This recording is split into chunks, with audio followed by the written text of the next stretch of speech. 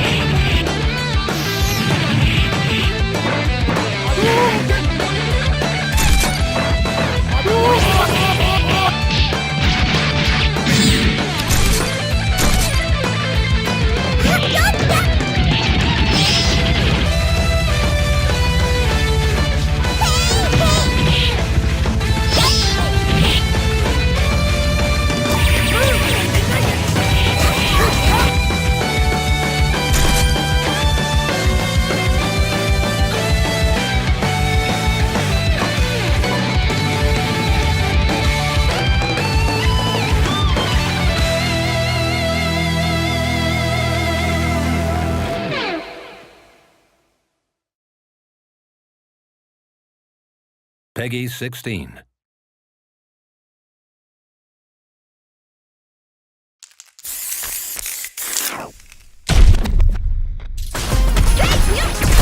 You call, I answer! Pushing you on the scene!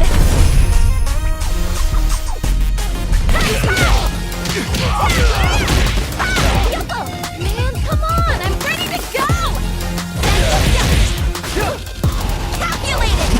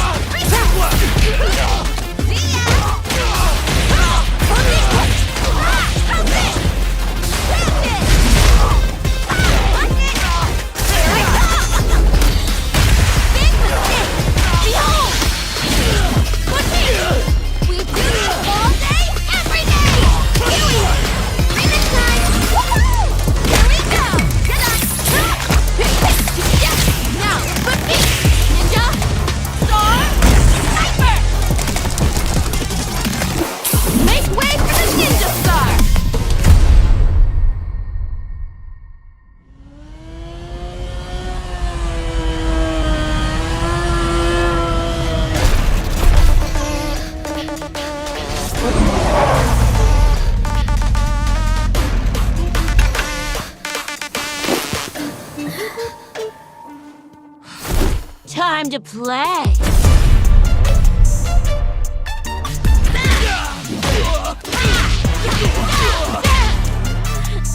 You gonna keep me waiting, babe?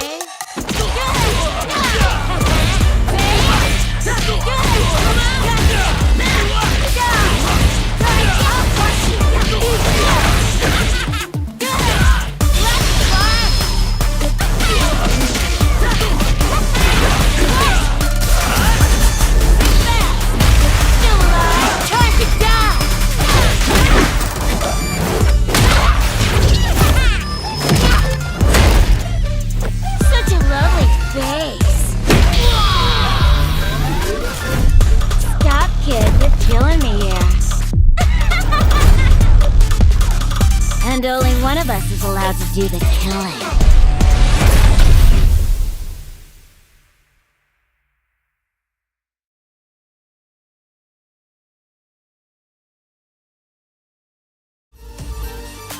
15 weeks of pain, suffering, heartbreak, and elation have come down to this.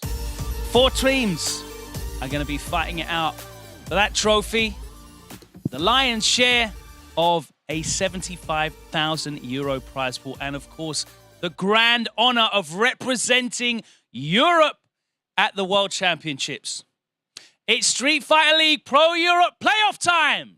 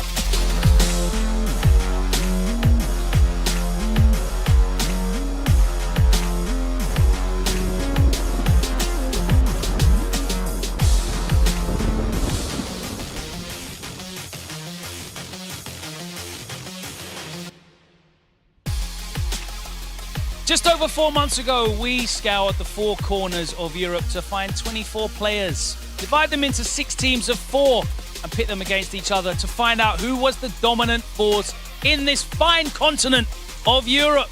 Now we're here 15 weeks later. 30 matches are wrapped, and we have 4 teams remaining for the playoff stage. We have been waiting for this. It's elimination time. Welcome, I'm Logan Sama, your host. If you've just joined us and you've missed the whole of the regular season, where the hell have you been? But you have joined us at the best time because it's semi-finals day today. We have got 4 teams vying for a spot in that grand finals. We've got 2 great matches for you.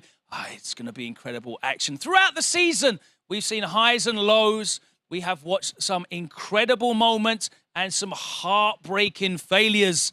But now, that's all in the past. We are moving forward with the 4 teams. We've got 2 semi-finals here today, and it's going to be incredible action. I cannot wait to tell you more about that. But it's time for me to welcome 2 of the very, very best. I could not ask for 2 better companions here on the journey, broadcasting this action to you every single week. Let me throw it over to F-Word and Jammers on the desk to explain to you exactly the format that you're going to be seeing today in the semi-final playoffs. Thank you very much, Logan, for that warm introduction. A comrade indeed. Jammers, listen, I mean, we've had some amazing weeks, 15 weeks in, but none quite as exciting as this penultimate week as we get to the semi-final stages. The matchups have been set. The table's done. There's no more playing for places. We have home versus away. We have the 2 games we're going to get through, and we will be confirming our finalists by the end of this episode, and I couldn't be more excited to see that. Both 2 teams going to be moving closer to that precious €75,000 spot to play for. First place, 60,000, second place, 15,000. But of course, as you saw in the intro, more importantly, a place at the World Championship against Team USA and Team Japan.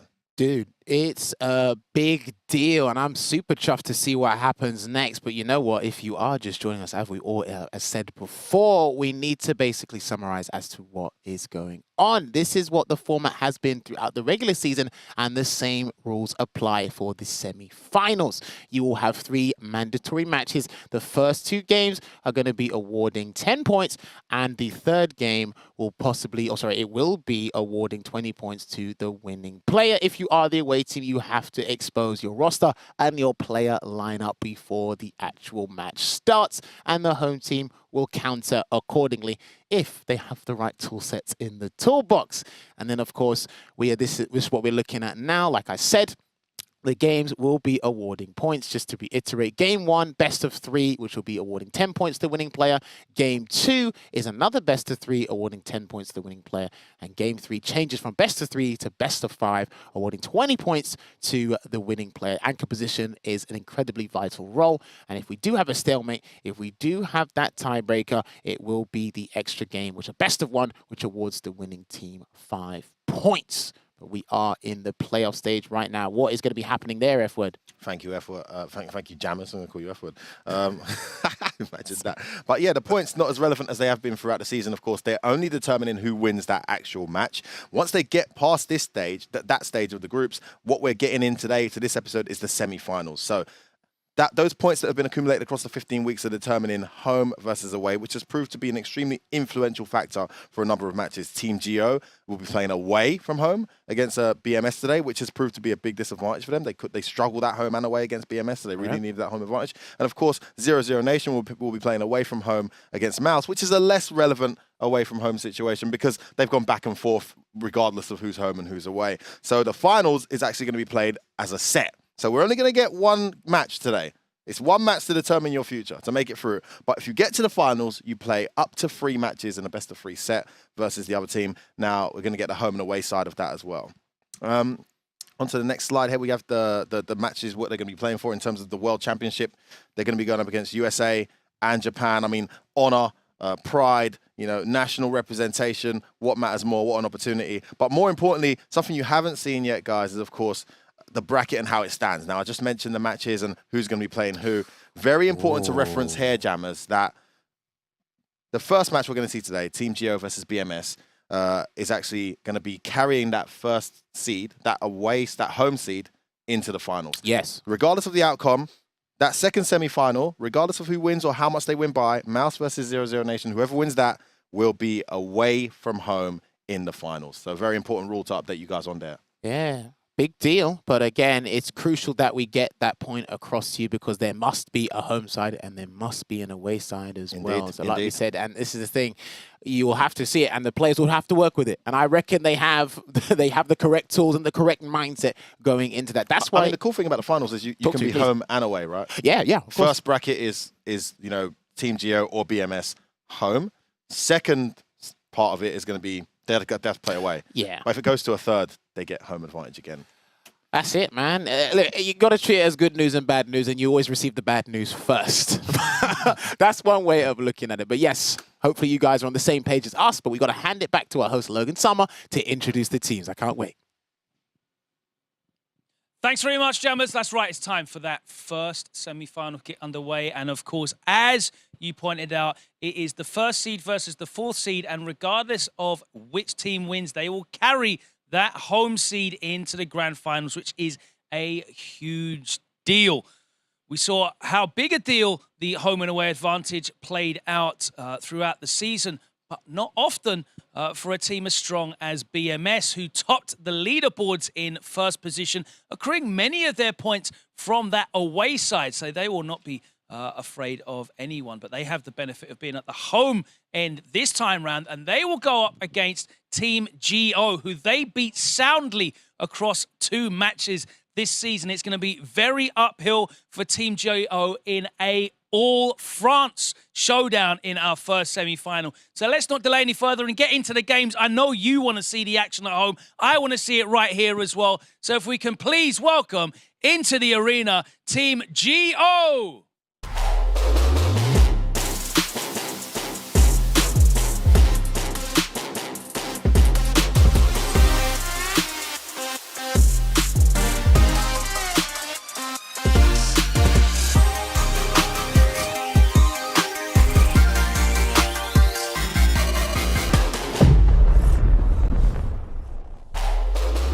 Team GO looking very comfortable around Paris, of course. Representing here one of the 2 French teams that are in this first semi-final. Luffy pulling out the fresh ones today, the duck camos. Very, very nice indeed. We have Luffy Akainu, Valmaster with the fresh trim, and Junior Leo as well there on the away end. And as I said, they're going to be having to put forward, which means they will be at the mercy of Team BMS with the counter picks. So let's get into welcoming on the home end our #1 ranked team, the top seeds after the leaderboard, finishing at the top of the league throughout the regular season. They were tremendously dominant, including Mr. Crimson, who only lost a single game throughout the whole of their fixtures. Let them welcome into the arena, it's Team BMS.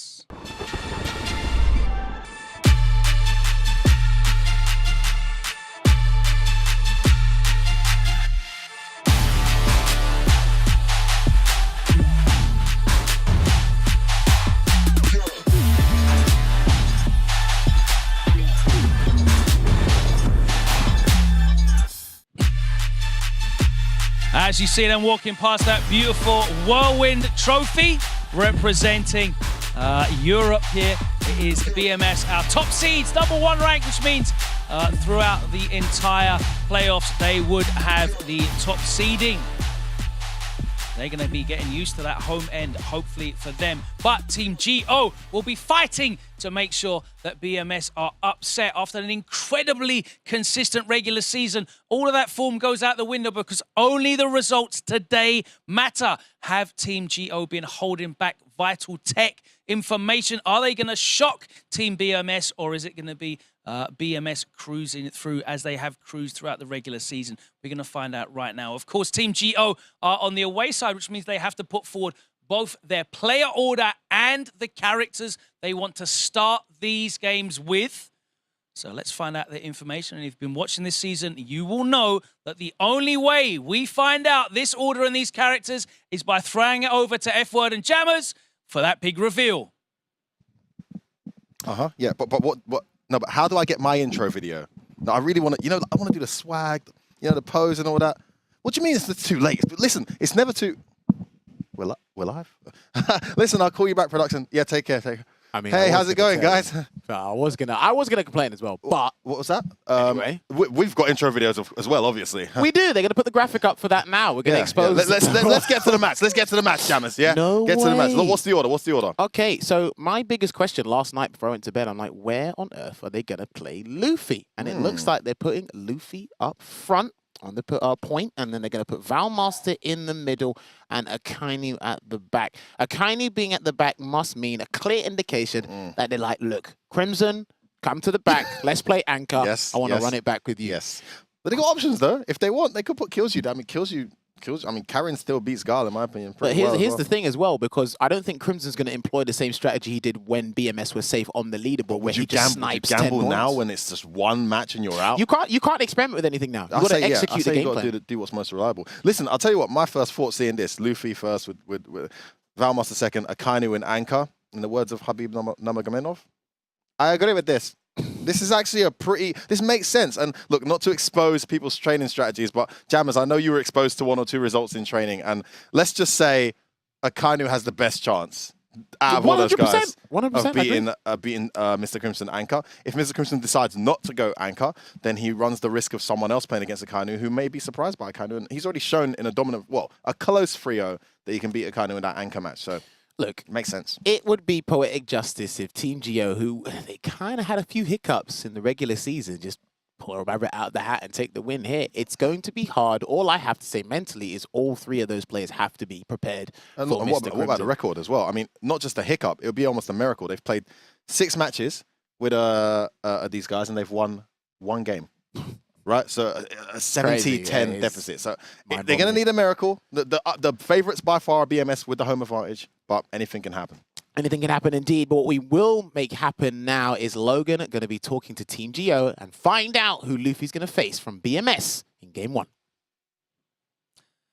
Thanks very much, Jammers. I am here with Luffy, and you've opted to go first. I see you're in all camouflage as well. You're ready for war, ready for battle. But are you camouflaged in first place to try and maybe throw off BMS with this order? We've not seen you go in first against them in either of the 2 matches you've played. But in those 2 matches, you haven't got many points. Are you trying a new strategy here? I think that like our lineup, we actually think that Akainu is a player in France who has the most experience against Crimson. So that's why. And at the very beginning of the competition, without knowing anything about the score and stuff. I thought like I knew he's gonna be the ace. Ace. Nice, nice. So we saw Akainu going against Crimson in the last match that you guys played. Didn't work out there, but we're obviously back again. Last time we saw you play, in fact, both times you used Rose, I believe, against BMS. But you're back to Armika. Is that, because you want that guaranteed 10 points? You're trying to get some points on the board here. Very important. Playing against them back then in the competition in home and away actually gave me the opportunity to try Rose, to test. But it didn't work out well, so today is full Mika. It's full Mika. He is going to go full Mika. They say never go full Mika, but Luffy today, he's going to go full Mika. Let's see what that means. Let's find out which player he's going to go up against from BMS. Can you please send down your first player? And it's going to be Killsu. Again, ever so reliable this season. Yeah, he's got the full support. Hello, are you ready now? We're in the playoffs. This is elimination time. Do you feel any more pressure than you did for the rest of the season? No, I feel like we just have to do our strategy, to play our best. And even if we lose or win, we will do our best, and that's the most important thing. So you haven't played Luffy yet in Street Fighter League in this format, but I'm sure you'd have played him previously. Are you confident going up against his Armika? Because he's obviously one of the top players in France. Yeah, of course I play Mika too as well, so I know a lot of stuff about Mika, so I am confident. Absolutely right. I'm looking forward to this one. Let's get into our first game. It's the playoffs. It's the semi-finals. It's single elimination. We have Team GO on the away side. Team BMS are home. It's going to be Luffy with Armika, Killsu with Karin Kanzuki. If you can get set up, guys, we will get into this first game. Remember, 2 out of 3 battles. There are points on the line, but it doesn't matter what the final score is. As long as you get more points than your opponent, it's a win-loss format now. There's no leaderboard. You're just going home if you lose. Let's throw it over to F-Word and Jammers to call the action. It is game number 1. You know what they say, go hard or go home, and that's exactly what both teams are going to have to do. Yes, BMS are the favorites here, but again, it's not impossible for them to slip up near the finish line.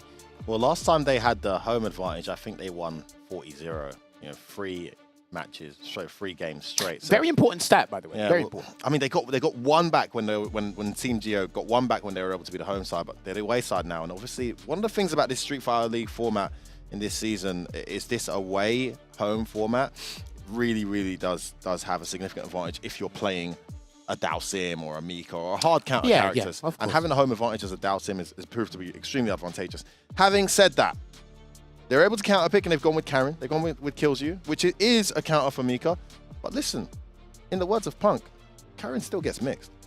She still has to hold the mix. And look, you have to guess a tremendous amount of times, but you guess right enough times, you start getting in that Karin's head, anything can happen. But there's still the knowledge and the solidity of Killsu's Karin, one of the best Karins in Europe, one of the best Karins in the world, in my opinion. He would be able to hold it down. But again, and his defensive choices with the crouching jab, the EX% hard, the V-shift, he mixes up really well. And he's got a pretty decent Mika himself, so Luffy probably won't be able to get in his head as much as he thinks he would. We'll see. And we are off here, Jammers. It is semi-final time. First dash of the set is checked. Wow. Second one isn't. Oh, no. Oh, what happened there? He might have done a slightly late cancel there, a bit too late. Yeah, and no punish from Killsu. Nerves from both at the moment, but Killsu gets the opening. Punishing that stand medium. Jab from Luffy. No counter hits convert with stand medium. Jumps out the corner. No still in there. Good V-shift there from Killsu. And again, just playing footsies. And this is one of the reasons why it's one of Mika's worst matchups. But Luffy plays it so comfortably. He's actually quite comfortable playing the footsie game in this. Waggle! Don't try and dash though. Overextended unnecessarily there to Killsu. Oh. He had the corner and he's giving it to Luffy with that attempt. Oh my goodness, he's getting grips, Jammers. Have to hold the command. He didn't do it. He did 3 in a row. Take it. He did 3 in a row. You have to. You have to. And the thing is, Luffy's been doing this throughout the regular season. You think, nah, he's done the hard knockdown. He's not going to do the risky guess. He will. You have to let them know this is the game Luffy is going to play. He needs to win that psychological warfare. He will engage in footsies for as long as he's comfortable to do so, but when he needs to turn it on, he does. But listen, you got to give some criticism there for the Killsu. Charging in there off the back of that reversal unnecessarily and then getting caught, and he's lost the corner again. No, confirm there. Yeah, tries to back throw. Look at that spacing, that patience. Oh my goodness, Luffy. get gripped. Again, back dash this time, well. He conditioned him to try something. Gets the opening, gonna switch sides? Yes, he does. Meaty throw. Great play from Killzu. He's back in this. This is it, man. Killzu's actually been doing well to keep him here, but it's just one slip up, one hiccup that puts him in that dangerous situation. This should be the game. No, he didn't spend the bars. Spend the bar. Okay. Maybe some nerves there, not going for the just for an EX Tenko. Just going straight for the EX. I could be wrong. Oh, but that me looked like a confidence thing because he was confident that he could close it out just by spending one bar alone. Oh, maybe. Ooh. He's dropping these instant Tenkos there for Not like him at all. But he's getting the openings anyway. Margin for error is quite wide with Karin. And this is a great start to the round here. Goes straight for the V break and didn't see it coming. Dash jumps out the corner. Tries to throw him back in. Luffy's got some ground here, but he hasn't taken a single bit of energy away from Karin yet. ball can hit confirm into the EX shooting Peach. I would have done regular shooting Peach in that situation. Oh, he got reversal straight away. He's not taking any more mixes this time. He's on Modesto. Gets the block. Gonna have to block it. Mix great up. reversal. Saw the hands up. Big whiff. Alright, Gets for the round. There it is, a slight delay, and they pop off straight away. Every game means so much more this time around. There is no league, there is no table. It is literally knockout stages, and Luffy could be eliminated here from the tournament indefinitely if he can't make a turnaround here. Listen, it's do or die, and the energy behind Team BS right now is absolutely sensational, and a good opening there from Luffy. That's why his command grabs are more impactful as well on both ends. They are 50-50s, whether you like him or not. It was a great start from Luffy. Another confirm, not taken, but he gets it this time. Good backdash there to avoid that regular throw. Goes back to the neutral. Looks like he's going to opt to just play a medium kick for now until he can get closer for the medium punch. Yeah, that's what he's looking for. Yeah, the footsie game is very uphill for Mika in this match. She gets her straight hits and doesn't get much off of them. Meanwhile, Karin gets a confirm, and this happens. Trying to get the counter hit. It's the activation.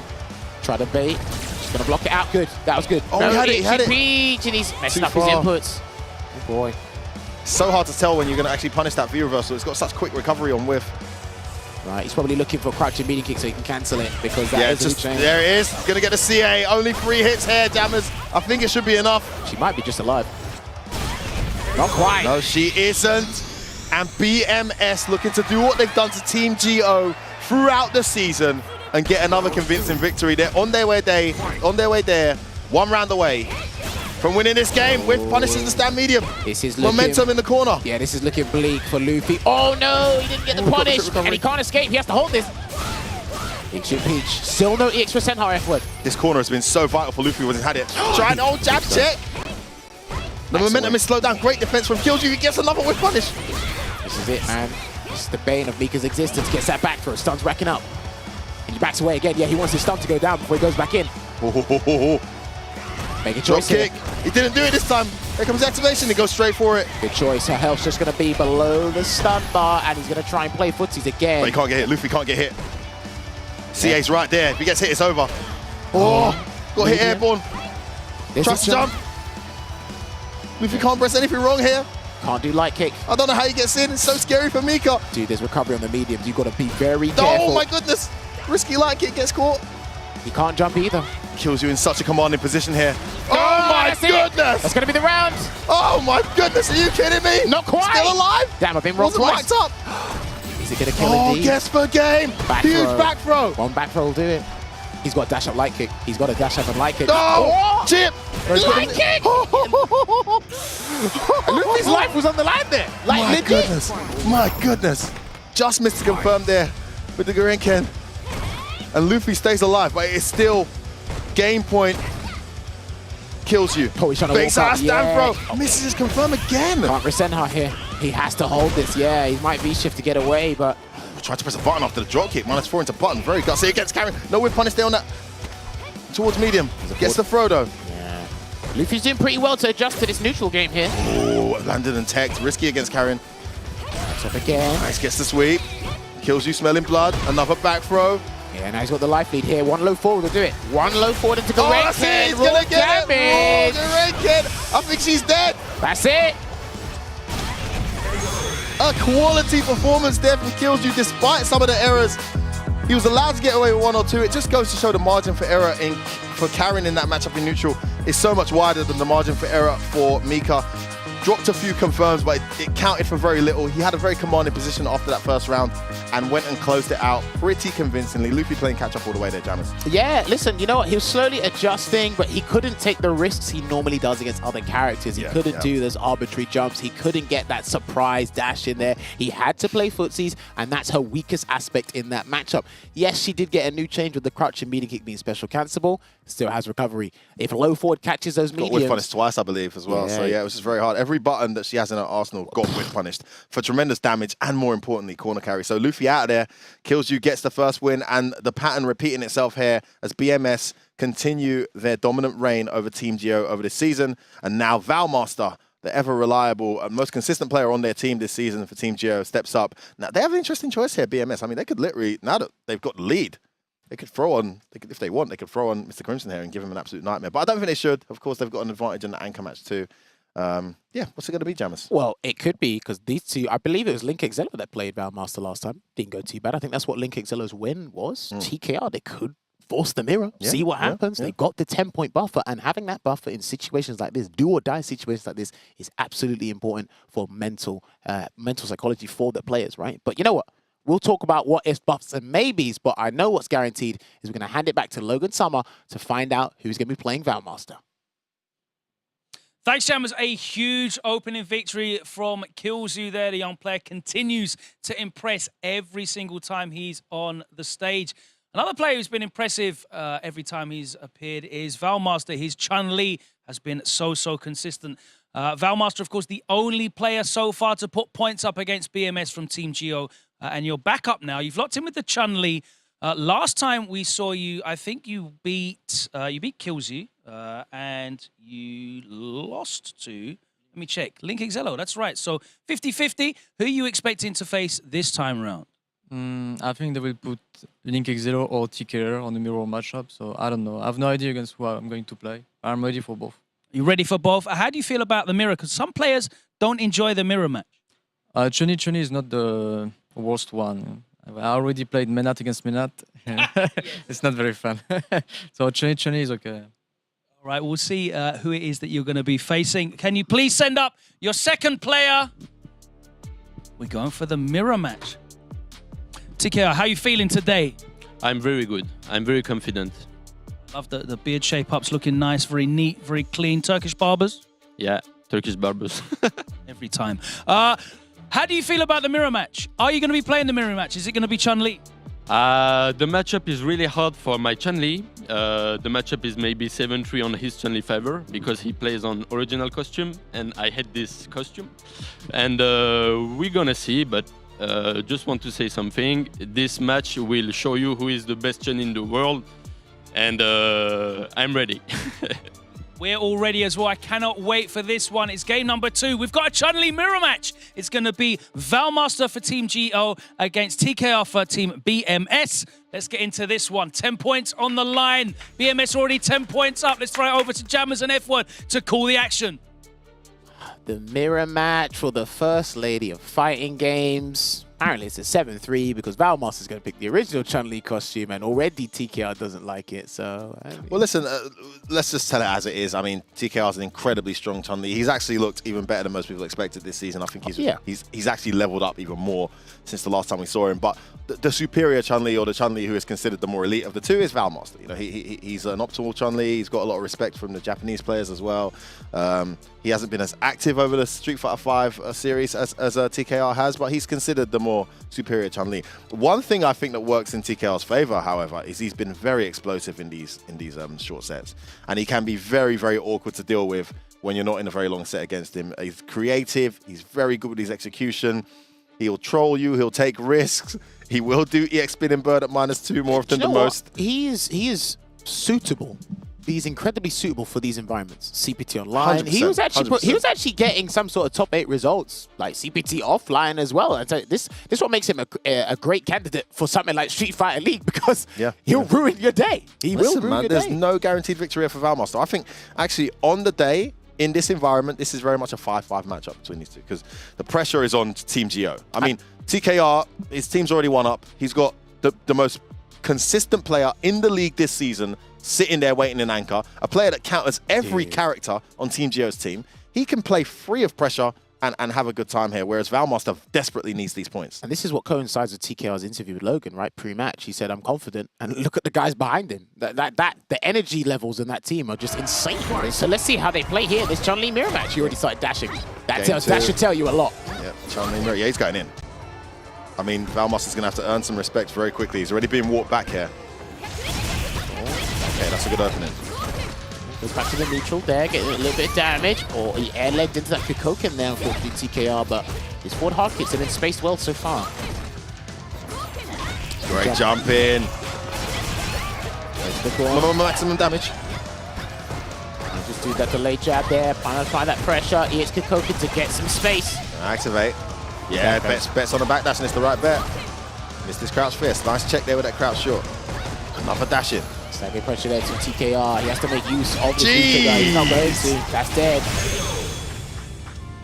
That whiff punish was disgusting. I think it was a buffer more so than a whiff punish, but still, that crouch fierce has got tremendous hitbox. And hit stun as well to allow the V-Skill 2 to connect. 100%. Wow, nice ready. No confirmed though, after a brilliant anti-air. Too far for the EX maybe? Maybe he wants to keep his CA? Good hard kick, yeah. It's not really going to be battle of the hard kicks, so there's other buttons they should be using, but it will be interesting. Nice whiff punish. Yeah, it's one of the few characters that counters hard kick really well. I mean, she's just got tremendous buttons in general. Too far, but we're going to get the frame press track. Buttons, activation here. Straight to the corner. Gets that throw. That's into the throw. I mean, some City pride on the line here as well, those of you who aren't aware. BMS more of a Lyon-based team. And of course, Team Geo more of a Paris-based team. And Valmaster on his way to doing what he did last time against these guys and getting his team some points. He takes that first battle 1-0 and pretty convincingly. He kind of had the lead throughout. TKR was trying to impose his game, trying to walk him down, but getting caught in the process and unable to get his real momentum going. Great play there from Valmaster, 1-0. Listen, when Valmaster says he's confident or he's ready to deal with any opponent that he feels comfortable with, like, I 110% agree with him. This is what he's doing right now to TKR. Let's see what TKR's response is to that first game. Didn't do too bad. He just couldn't utilize V-Trigger well enough. Great confirm. Nice anti, yeah, he's definitely got the answer. Oh, he's going in. Oh, he should have converted. That was stun. If he'd have got that right, that would have been stun with a proper optimal combo. And now he's, as a consequence, he's heading towards the corner, having received that. Wake up early back throw works out though. Yeah, he was looking for EX spinning bird kick there, Valmaster. That's not dead yet, but it could be a low. Yeah, he woke up low. Walking away. Look at that. Look how much screen carry he got from that, or just like positioning. That was important. Oh, I think TKR's made a mistake there, giving up that much ground. Gets counter hit as well. Now he's in the corner. Oh, bad decision. He's lost the round. What a horrendous choice there from TKR in a round that was his for the taking. Backed away, backed away, backed away, got cornered, forced to make a choice, and he made the wrong one. And Valmaster 3 rounds up here in the second battle. And that's one of the deciding factors between TKR and Valmaster, man. TKR will let off those EX SBKs. Valmaster really picks and chooses his time. Obviously, this entire season he's let off more than I've ever seen, but they've still been vital. Ready to delay. Still trying to find them and not give up ground there, but I feel TKR is splurging meat in unnecessary situations because he doesn't feel he's winning neutral air for it. Yeah, that bar wasn't necessary. Catches the backdash though. Love that. Was probably looking for a V. Oh, activation on the button. Another good moment here for TKR. Got to make this count. Nice double Hazanshi. He's got to do it back throw, surely. Yeah, he had to. Protect. Valmaster looking to make another comeback here. Can't give up that ground. I like the walk forward. Yes, and towards the roundhouse connects, and he gets himself his first round of this set so far. It looks like Valmaster got hit by that because he was looking for a dash from TKR maybe to steal something, but TKR played it safe. He had that life lead with anti-air with the back hard kick. Oh, that's his signature move off the... Oh, he doesn't follow up the combo though. Yeah, that must be a throw tech thing now.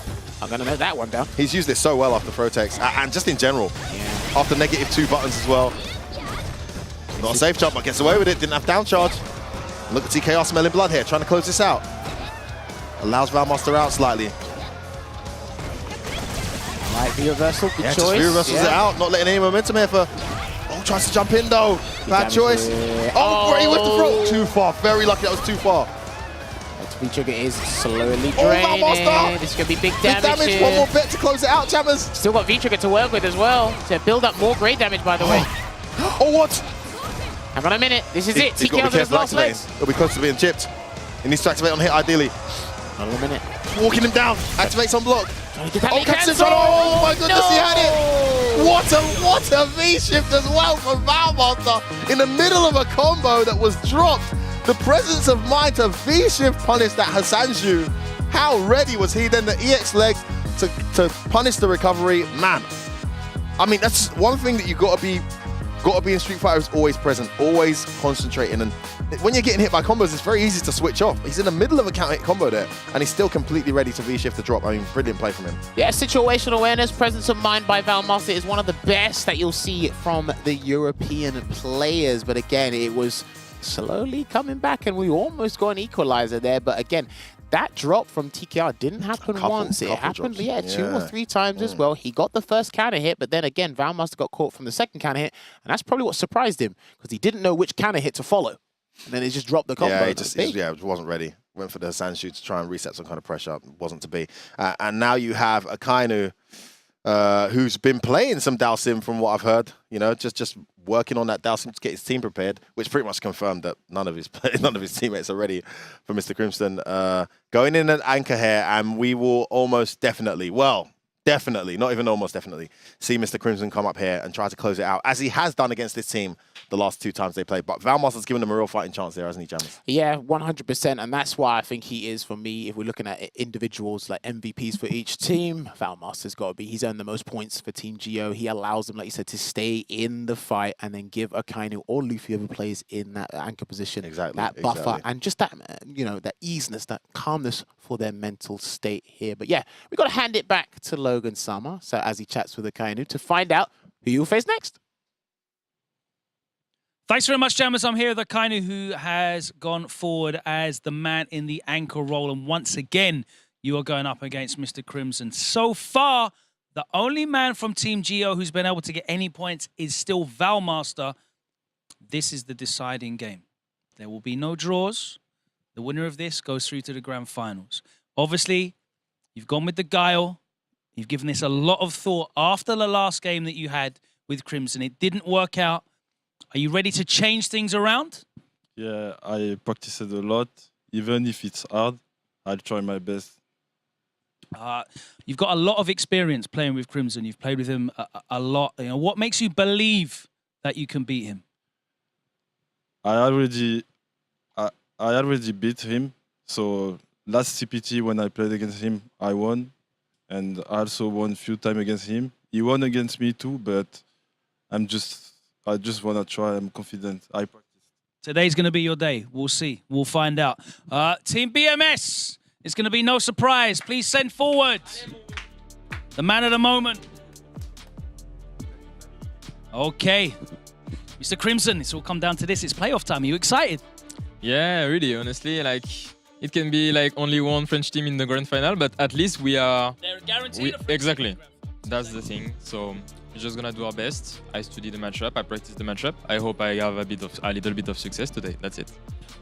Not really much more to say, is there? You've put the work in. An incredible season for you. So consistent with the victories. I think you only lost 1 game throughout all of your 10 matches. But none of that matters. You only need to win this game. This is the game you need to win. Going into it, do you feel any kind of nerves at all? Yeah, every time, of course. We are the first place, and now it's single elimination, so of course it's not easy. But I'm used to those kind of match. This is not my first pressure match, so I'm just gonna play my game and enjoy the moment.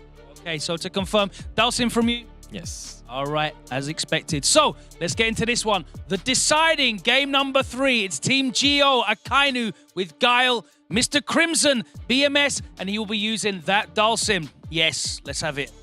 Bit of sportsmanship. More chance indeed. Please, if you can get set up, and I will throw it back over to F-Word and Jammers. What a climactic finale this is going to be. Game number 3. It's 3 out of 5 battles. Akainu with the Guile, Crimson with the Dalsim. I know that F-Word and Jammers are on the edge of their seats. So let's find out what they have to say about this one. Honestly, Logan, I'm quite nervous for these guys. I mean, this is essentially a 15,000 euro money match. You know, the winner of this is guaranteed in the finals, guaranteed to take either 15K or 60K of that precious 75K prize pool. And of course, one step closer towards representing Team Europe and of course, their country in the finals, the World Championships later on. So it's a really, really big ask, but I think Team Geo have done the best thing possible in terms of possibilities here. I think anyone else would have had a really tall order trying to beat Mr. Crimson here. Akainu's done it recently. He's very good at the matchup. They've got a lot of experience versus each other. It's 10 apiece now, so there's not going to be a tiebreaker, Jammers. My heart is actually genuinely racing because it's the first time this season where teams that can actually win this thing are going to be eliminated. So, you know, it's not like when guys who are already out of the runnings to finish in a qualification spot, you know? Of course not. So I can't help but feel for these guys, you know? This is what pipes everything up for the viewers at home. This is where it becomes really entertaining. It's like, oh my God, someone's going to leave the competition after so long, so many weeks. And trust me, believe when I say this, Team Geo were agonizing over this for a couple of days. Look at that win rate. They were agonizing over this. Look at that. Most points earned, highest win rate in the league. Akainu, again, they took a lot of things into consideration.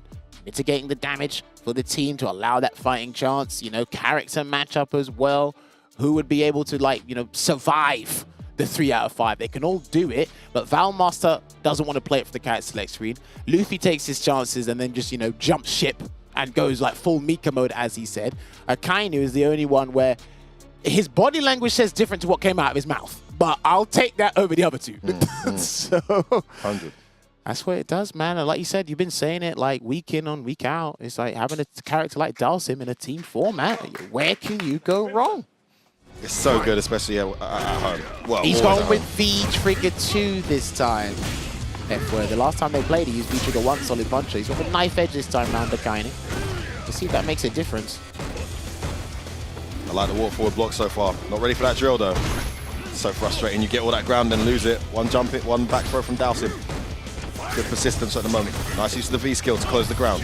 All right, activate reversal. Too far to throw. Could have jumped that, I think. Ooh, well, he jumped there though. Could have jumped and got a full punish. What you got to remember now about knife edge is he can get an immediate cancel to flash kick if he lands low forward, stand hard kick. It's an interesting change of V triggers actually. Oh, he gets caught low. Wasn't stand blocking. See what he does. He's going to go back to the neutral game at the moment. Gets a projectile. That's good as well. He can throw that out. He can afford to throw that out now.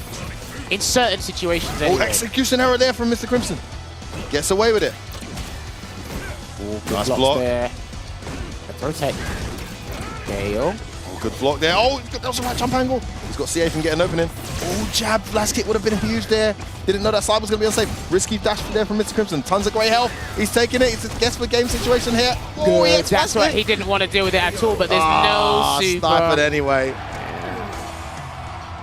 Unfortunate there for Akainu, but again, Mr. Crimson's guessing a lot on these throws successfully. Oh, lovely slide under that boom. He throws in. Just trying to close the gap there, trying to find his positioning to be able to get in or throw a boom to allow some entry. Yeah, he's not even throwing the brooms from range where Mr. Crimson can react. Lovely trap there with a stand short. It's a great start from Mr. Crimson. Looking like a brick wall right now. Yeah. Sonic Boom chases him down, activates knife edge. Good block on the overhead. Even the little overhead for how much damage he's not allowing. Nothing for free here from Mr. Crimson.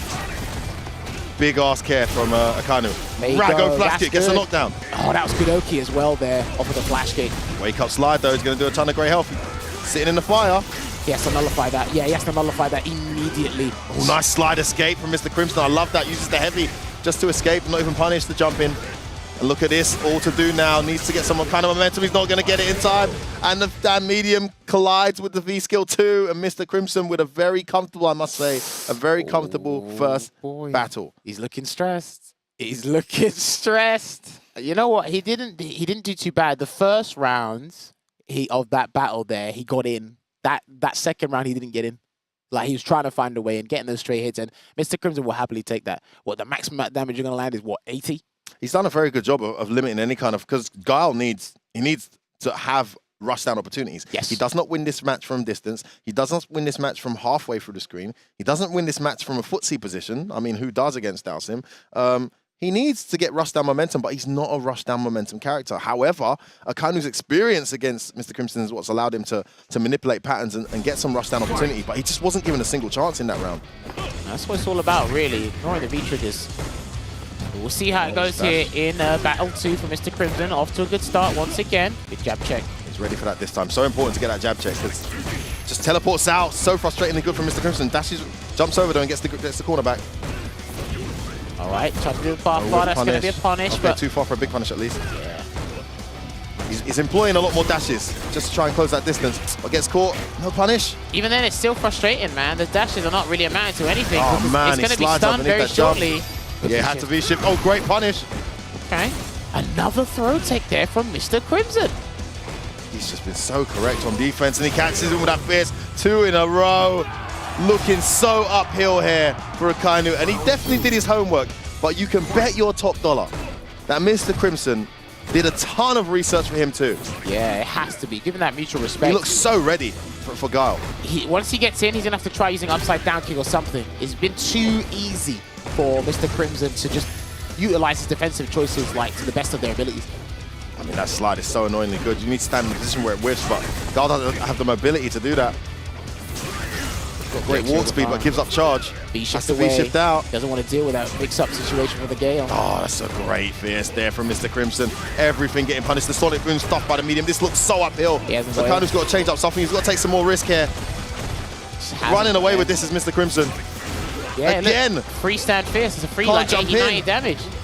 This looks absolutely horrendous. It's just diabolical, man. That's what it looks like. It's slipping away from their eyes here. Team Geo heading out of the tournament after such a valiant season. Just activate V-Trigger 2. Like, don't wait. Yeah, just do that. Oh, trades with the jump in. Everything working for Mr. Crimson, and whatever he did to take a minute there to talk to his team didn't make a difference. It's the same situation we saw before. 2-0 down, but this time the 2-0s looked a lot more convincing. And you can see the look on Akainu's face. It's like, what on earth do I do here? Does he switch characters? I mean, is there a strategy he can employ other than what he's already tried over the, what are we on now, 5 games he's had with Mr. Crimson now over the course of this season? What can he do, Jammers? Look, for me personally, it all stemmed from 1 or 2 episodes ago when that DKO happened. When you have a very close game or a very close set with Mr. Crimson, you bet your top dollar he says, that is not happening again. Yeah, and we're looking at that. That's being fully illustrated to us right now. I would personally like Akainu to stick with V-Trigger 2. Only because if he goes back to 1, yes, he's got a better. Characters? No, it looks like he's still a go. Yes, he'll have a better trigger. He'll have a better situation off an activation because he activates regular boom and close the gap to create another offensive opportunity. But you don't want Dowsum just floating over you, putting up the Gale barrier, teleporting, putting you under dive kick stress. It's all there. And again, but think about it. Mr. Crimson having to maintain this in this best of 5 is just as difficult, but he's making it look seamlessly easy. I mean, it's starting right where it left off here. Boom's getting punished from a mile away. Recovery just too big. It's because he keeps doing that. He's not like slowly walking forward or not trying to like do a jump. He done a jump there. That wasn't getting him much joy either, though, to be fair. But yeah, this is a losing strategy. He needs to change it up. If he's going to get that boom on the screen, he needs to get behind it. Yeah, he's got to walk forward. He's just got to walk forward slowly. Mr. Crimson, catches him approaching. Big damage. He's burning up. Horrible situation now. Can't throw any booms. Heading towards. Oh my goodness! It could be just checkmate. What's he gonna do here? Yeah, that's it. There's no escape for you. What a choice from Mr. Crimson. Just closes it out. Leon, Team BMS, match point here. Looking to send Geo out of Street Fighter League EU Pro 2022. Yeah, looking like he's absolutely destroying Akainu in-game and mentally as well. Gets the check into a heavy yoga flame. Wow, the slide got underneath the Sobat. It was a decent start from Akainu, but again, Mr. Crimson just managed to slow down the momentum and reset things. Yeah, oh, there's a V-break on the crouching fierce. That was good stuff there from Akainu. I would like to see a boom there.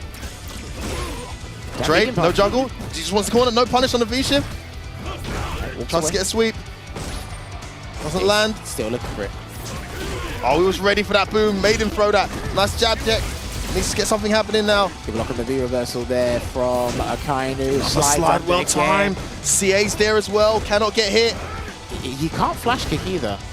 It wouldn't be a good idea. That would have been cancelable, by the way. Yeah, exactly. I think it was close enough to hit as well. Yeah. Goes back to full screen. Doesn't get punished for that boom. Will get punished. Oh my goodness. What a choice with that flash kick. Dude, Big bet. He left that too late to do something CA's like that. gone. He needs to spend EX. He needs to just get some kind of knockdown here. Can't press anybody. Yeah. Oh, he teleports in. And there you have it. 6 rounds straight. Team BMS secure 15K minimum and head to the grand finals of Street Fighter League EU Pro 2022. They are the favorites. They definitely established themselves as the favourites once they got that home seed, and they look even more so like the favourites Jammers now as they head to the finals again with that home seed to play against either 0-0 Nation or Team Mouse. And unfortunately for Team Geo, despite their efforts, it has come to the end of the road for them. They are out of Street Fighter League. Absolute delight for Team BMS, absolute despair for Team Geo. You saw it on their look on their faces. It felt they came in with a strategy. Luffy did say, to reiterate, Akainu probably has the best chance against Mr. Crimson because he has accumulated the most experience over the few years that they've been playing. But you saw that just as well as we did. That just to no avail. Akainu looked as surprised as his teammates. I mean, he looked literally like, it's not the same. It's exactly. What you said, Jammers, couldn't be more accurate. What's different about Mr. Crimson versus others is in victory, in defeat, even if you get a round where you've taken 50% of this guy's health, he's saying he wants to know, how did you do that? You know, what did you do to get? And he wants to go home and study that and make sure it doesn't happen again. That looked like a shadow of the match we saw when they played. It was 3-0, but it was so much closer when they played a few weeks ago. This was complete domination. And there was, I mean, Akainu's got to go home and work on a new character. I don't even know if he can play that matchup the way Mr. Crimson's figured that one out, because that just looked completely unwinnable. And again, they were playing under different conditions this time round. First time Street Fighter League for Akainu, second appearance for Mr. Crimson. Money is on the line again. They're playing for big money or boosting their chances of earning even more money, like we said before. But it was just like, that was a different beast there from Mr. Crimson. And again, don't get me wrong. He may make it look incredibly easy, but that's hard to do because he was able to minimize. I mean, his Sonic Boom punishes was like 90%. Right, but he's minimizing that to that situation. So no extra variable, no volatile variable comes into play. So that's not easy to do. But you know what? Full credit to Team BMS. They advanced to the finals of Street Fighter League EU. But we've got to hand it over to our host, Logan Summer, so he has a chat with some of the players. Thanks, Jammers. Here with team captain, Mr. Crimson. Big favourites going into this one. They only managed to put 10 points up against you in 2 matches. And again, it was only 10 points on the board, Valmaster, but yourself and Killzu carried the day yet again. You know, you're going into grand finals now. How do you feel in terms of the team spirit? Amazing, amazing. Like, we already won in my mind. Now we're just gonna enjoy the game that we like. I'm ready for everyone. Killzu is ready for everyone. Link Exelo is ready for everyone. And TKR is ready for everyone. So that's an interesting thing to say, because when we spoke to you before, you said one of the only players that remains in the event that you're concerned about is Mouse Sports Problem X with the character pick. But also, the other team, 0-0 Nation, includes Phenom, the only player to beat you in the entire season as well. Yeah. How do you feel about that? Now you have 2 difficult matchups, possibly. I'm really excited because I'm a challenger, so I want my run back. Phenom, I want you. I want my run back. And Problem, I know that you are a worker, but I'm a worker too. So good luck to both of you guys, and we're gonna take this win. How happy are you at the moment with how strong French Street Fighter is? What a great display. 2 French teams here in the semi-finals. Obviously established talent that have been playing the game for a decade, and young talent coming through as well, not just the players that are here. How happy are you with the state of Street Fighter 5 in France? Right now I'm really happy. I won't speak too much about France right now because I know that on the Geo side it's really hard what they will endure. I also wanted to play last on this one because I don't want my friend to play the last situation and maybe have the lost. I want to be that on. I want that to be that on me exactly. So I'm amazed by the level of the French scene, and yeah, I just love them honestly. Wonderful, wonderful. I love the team spirit, the camaraderie in the community. Your team spirit in BMS is looking incredible going into this grand finals. You have all of the momentum, all of the strength. You're going to be so difficult to face, but we must find the team that is going to face you. If you want to go back and join your team members, we're going to take a look at this one. Let's have a look at the updated bracket now so that we can see where we are at. Obviously, there's not a lot to remember. There's only 4 teams. Now there are 3. BMS are in the finals. It's the best of 3 sets, and they will have the initial home advantage. Which team will they be facing? Is it going to be Mouse Sports, as I said, with Problem X? Or is it going to be 0-0 Nation with Phenom, the only player so far to get a victory against Mr. Crimson in the regular season? I cannot wait to find out. We are going to have to wait a short while, though, because we're going to take a small pause for the cause, and we'll be back with semi-final number 2 here at Street Fighter League Pro Europe after this.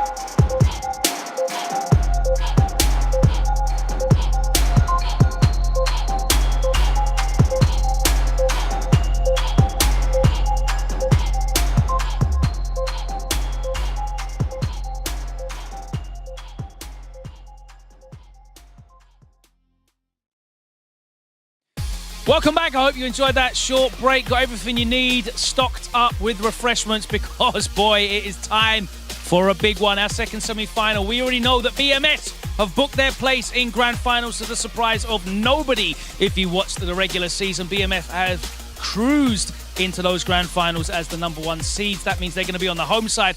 All that is left now is to determine who is going to be their opponents. And as we said before the break, both of these two teams are ones that could potentially give their talisman, Mr. Crimson, a problem. We asked Crimson earlier on this season which teams are out there that he is still concerned about. He mentioned Problem X on Mouse Sports because of the potentially troublesome matchup. But Phenom is the only player this entire season to score a W against Crimson in a game.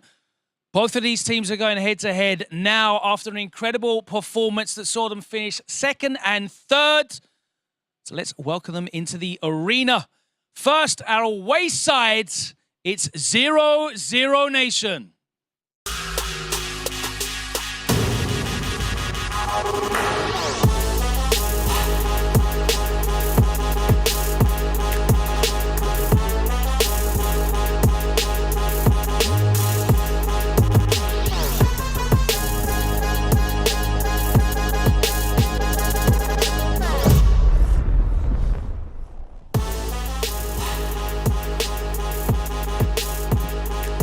Phenom, Veggie, Reckmans, Barnett and Dr. Goodlag stepping into the arena, enjoying the tunes. Especially Reichman's Barnett, he is definitely vibing out. That's the kind of energy we want to see here in this second semi-final. I like the coin flip from Phenom there in the video. The motto is never back down, but potentially on Wake Up, it could be Phenom never down back, because he did say that he puts you in a mix-up on his Wake Up. Is that going to be the case? Well, the big mix-up is going to be which players Mouse Sports send out to face 0-0 Nation. Of course, 0-0 Nation in the away side, they're going to have to put their players forward first, and this presents us with a fascinating matchup. So let's welcome the players of Mouse Sports into the arena. Please step in, the home team, Mouse Sports.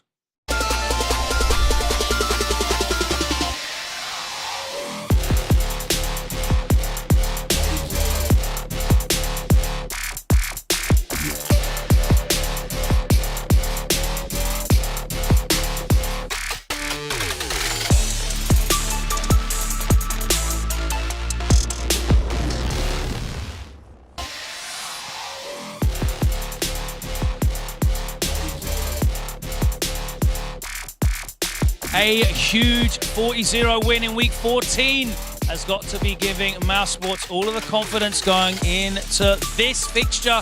It is our second semi-final of the day. BMS already awaiting in grand finals after a superb performance that saw them cruise past Team GO in a France versus France semi, 30 points to 10.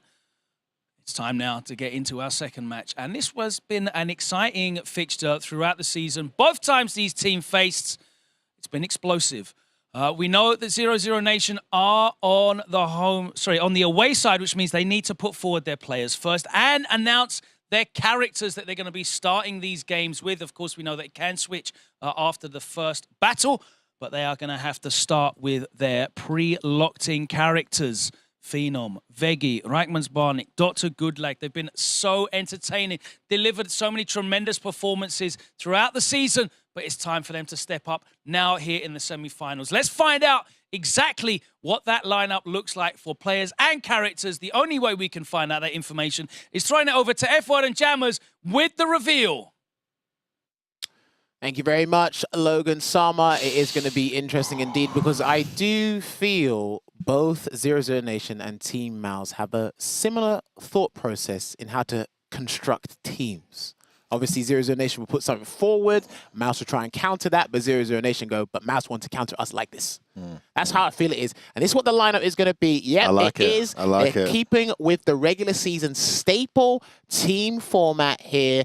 Riekermans Barnett playing the first game, Veggie playing in the middle, and Phenom at the back in anchor position, using arguably the best character in the game. No qualms with this, I assume, F-word? No, I think this is the genius pick. This is the exact order and character pick I thought they'd go for. When they were away from home last time, they won. I think they won against Reason last time they were away from home. Against, Team Mouse. And also the dilemma for them is, honestly, let's just tell it as it is. We've spoken to the players. We've seen what happened last time they played. The dilemma for them is Veggie. He's a real menace for them with that birdie to their character lineup. And, do they sacrifice Problem, who obliterates birdies, but then they don't have him for the anchor match? So to not put Veggie first is actually genius, because now you put Rickman's Barnet first, and you put a tremendous amount of pressure on that Rickman's Barnet character, who also partially counters a number of their characters. So they don't want Phils against that matchup. I'm not sure that Broski wants that matchup. Again, it's Shax or Problem. But there's a lot of trickiness there. Like, if you play Problem there, then you lose him for the anchor, and he's the only person, one of the few people to beat Phenom so far. Being the crux and potentially the miracle of a team is a blessing in disguise. I'll give you that. However, I got to give it back to Logan Sama so he finds out who's going to play Rickman's Barnet from Team Mouse. Thanks very much, Jammers. I'm here with Reichman's Barnet. You've been so consistent this year. Obviously, seeing you put forward is no surprise. You are the first lead-off player with the Manat. What's the strategy here? Who are you expecting Mouse Sports to put out against you? Well, this is the first time I'm completely in the blind. I have no idea what I'm going to put them. So how have you practiced for this then, if you have no real certainty? We're practicing versus the things two people I'm expecting the most, and that is Problem or Phils. Also, those are the characters that are the easiest to practice versus, because we don't have any auto. We have a Luke, but I just play Luke all the time anyway, so I don't really have to practice if they're going to put Luke up versus me. Cammy maybe from Shax, but we'll have to see. All right. Let's not talk any longer. Let's find out who you're going to be playing. Mouse Sports, can you please send forward your first player? Okay. All right, this has got interesting. Problem. It's not the first time you've gone up before the anchor match. A lot of people would have been expecting you to go into that anchor match, especially as you beat Phenom last time. This throws everything up in the air. What's the thought process here? Like I said earlier in the competition, I think we're the only team who's had everybody on anchor. So I wasn't doing that for no reason. I prep everyone for the pressure, and I trust everybody to perform. I haven't played Reichman's. He says like he's leveled up considerably from when we used to play. So other than the fact I think it's a good tactical move, I'm just actually interested in playing him as well. All right, going for Bison or Alex today? And Bison. And Bison against Manat. Favourable matchup. Is that what you're trying to do, get the 10 points on the board early? Yeah, it's a favourable matchup, and yeah, that's the idea, get the 10 points. All right, let's see how that works out. It's game one of our second semi-finals. It is 0-0 Nation putting Reichman's Barnet up first. Nice little fist bump there. Keep that sportsmanship going. Glad that you weren't left hanging this time round. He's gone with the Manat, and it is Problem X with the M Bison pick in game one. Let's throw it over to F1 and Jammers to call the action. Wow. Okay. This is something I thought might happen, because as much as Problem won that game against Phenom last time they played with the Alex versus the Luke set, it was extreme. It could have gone either way. It was to the wire, match point both players, one round apiece. There's no guarantee you're going to win that. So Anchor now versus Phenom becomes extremely interesting. I don't think they'll do Broski again. I don't think they'll do Shax. I think this tells me they're going to anchor Falk against Phenom. But more importantly, Problem going up against a much improved Reichman's Barnet. Look at the season this guy's having. And this move, I honestly feel like, despite being away, 0-0 Nation have all the cards here. If Problem does not pull off a win here, this puts an insurmountable amount of pressure on the rest of the team. An insurmountable amount of pressure on the rest of the team. And personally, I know Bison's and Manat's, personally, I'm not even sure Bison wins this matchup. We've seen Problem have a lot of trouble with Manat's in the past. It's not as clean as like, hey, Bison wins. You don't think it's as clear cut and dry as it was? No, I really don't. No, if he does, then it's just a slight edge. Different story. Visha's been introduced. I imagine he does have a strategy to play around that. Riekemann's Bond, like I said, he's having the time of his life. He is not the underdog here, but he's having a good time. However, I must recite the same lines. This is the second match in the semi-finals. Whichever team wins this, they go into the finals in the away position. Wow. Do not forget that, please. Forget that. Right, we started here. Remember, this is a best of 3, first to 2. And that's V-Trigger comes into very big play here. Nice punish there on the V skill. Such a big part of the matchup for Bison. Great start here from Rickman's Barnet. Yep, already absorbing. V skills up. He's got the blast to work with as well. Good angle on that jump in. Oh, tried to run away. Delay and no V Good meter jump to work back. with here. Oh, too far to link. The pains of playing Manat. Activates. Let's see what he does. Will he try and V-reversal at some point? He doesn't need to because the orb's back in his court now, Rikkeman's Barnet. And he can nice fight luck. from here. Oh, big whiff punish there. You cannot stick that button out recklessly. Get grip, stop straight away from Problem. Tick throw. He's going to wait for the trigger. He's waiting for the bomb to explode. He's got the trigger. Good Lost the back there. corner. Is it going to be a reset? Yes, there is. Straight away with the reset this time too. Gets the ground.